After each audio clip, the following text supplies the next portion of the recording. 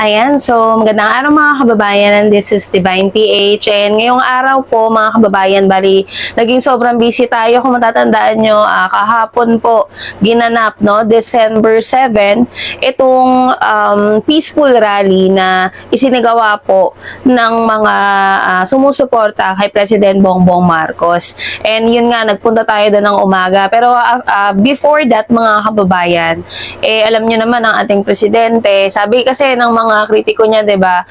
Si PBBM wala daw ginagawa, si PBBM weak leader daw.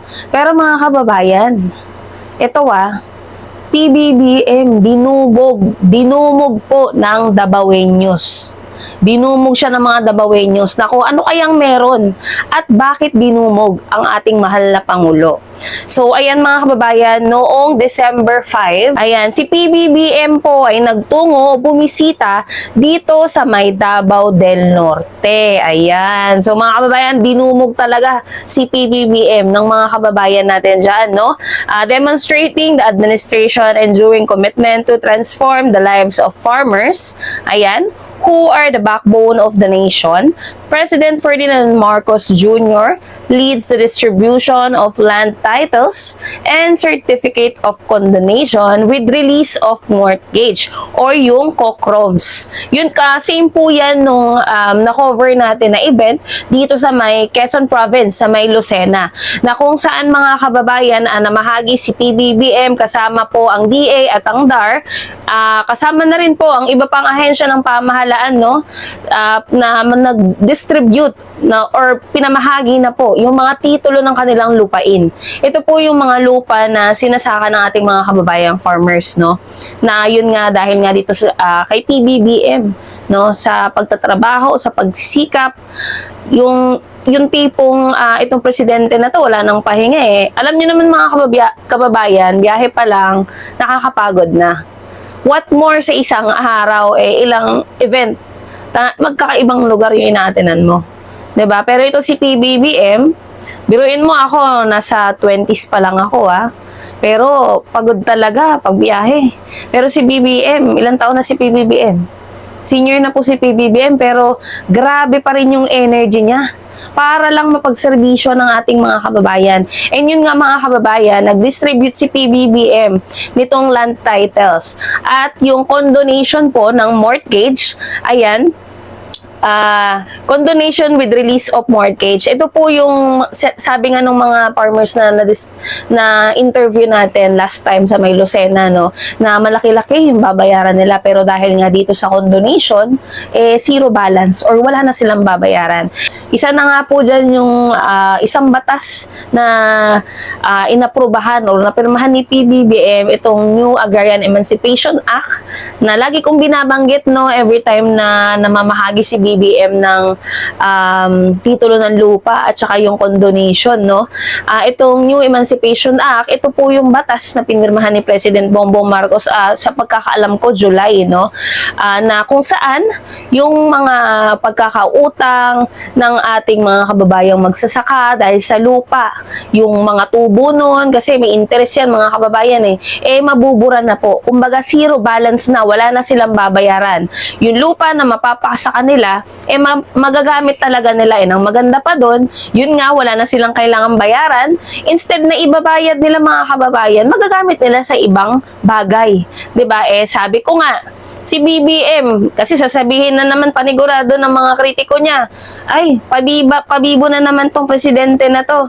Ay, kaya yan nagpupunta dyan dahil galit sa kanya ang mga taga Mindanao daw. Mga kababayan, hindi pa, nung time na okay pa po yung dalawa, si PBBM tsaka si Sara Duterte, nagpupunta na talaga si BBM sa Mindanao.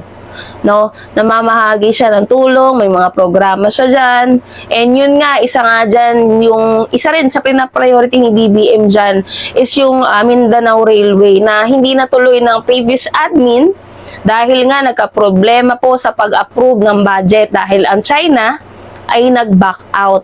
Opo, isa yan sa big infra project dapat ng previous admin at hindi nga naituloy dahil walang pondo eh. Nag-back out yung magpopondo eh. So isa yan mga kababayan sa pina-priority ni President Bongbong Marcos. Hindi po siya pabibo, hindi po siya bida-bida lang.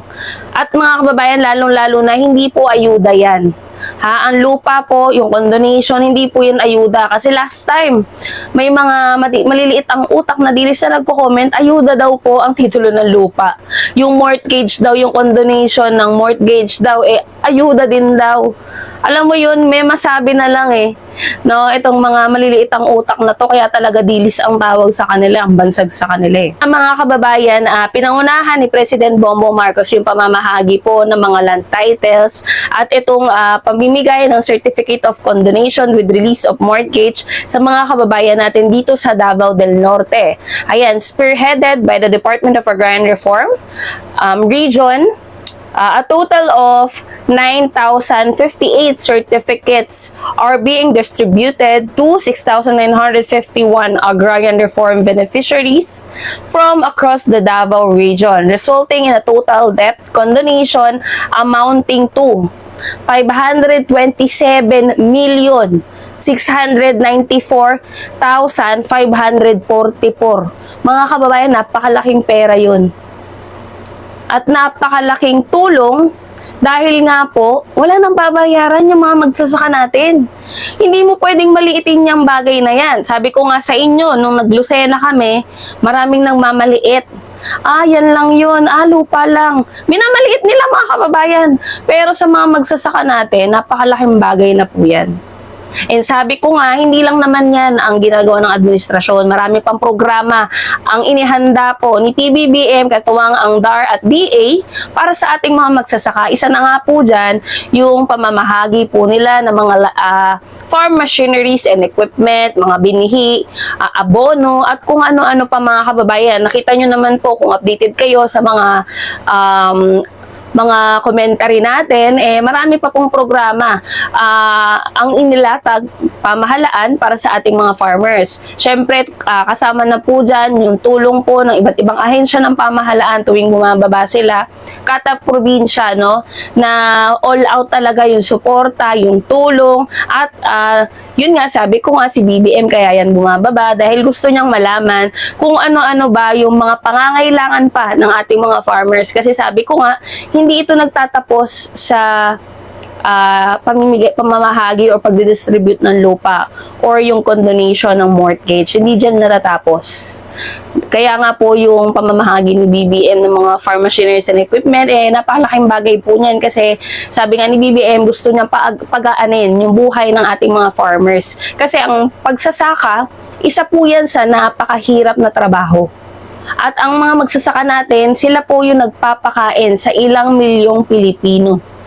'Di ba? Kaya yun nga si BBM, ginagawa niya po lahat, isa sa pina-priority niya ang ating mga farmers na sinisiguro niya na maipo-provide po ng pamahalaan yung tulong na kinakailangan ng ating mga magsasaka. No? So, yan mga kababayan dinumog si BBM sa Davao.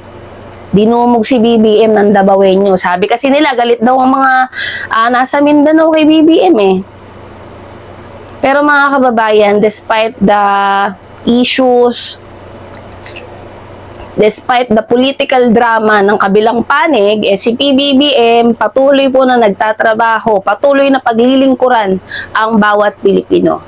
So yan mga kababayan, sana i-share natin ang video na ito para mas maraming mga kababayan natin ang ma-reach out po at makaalam ng ginagawa at mga activities ng ating mahal na Pangulo. So yun lang mga kababayan, and maraming salamat po sa inyo lahat.